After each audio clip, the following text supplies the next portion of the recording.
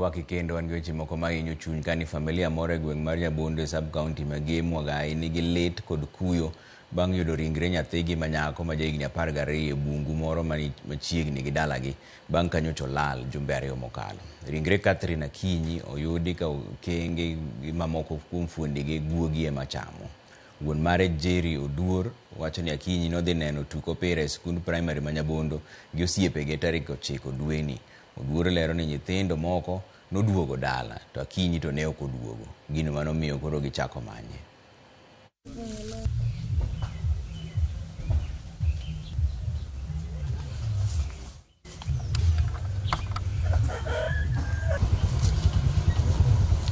Koro nyoro kanyo waseyudo fuondne makoro gimanyisa ni jogo notiyo kode marach ekonege. Ayudo siruare kando to ketie 20 bob.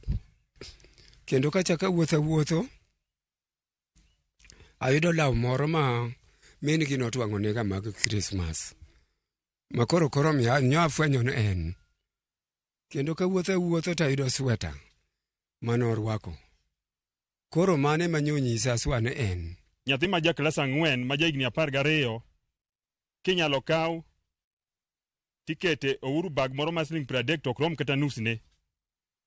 Mane yo manyo sirikal koro nyalo choko go gigo mondo ting'e kendo nyol litnwa kabisa. Akwayo ahinya sirikal maka to ahinya kendo mochung' kor karita kwe ni onego ukas koru mondo wayud ratiro marwa. Vijende ma wuotha to mako nyithind ji ok en gima ber.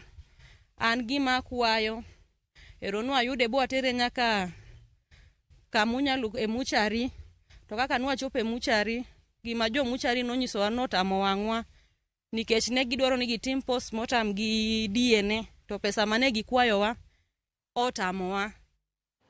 En wach malit ahinya, watimo mos ne familia.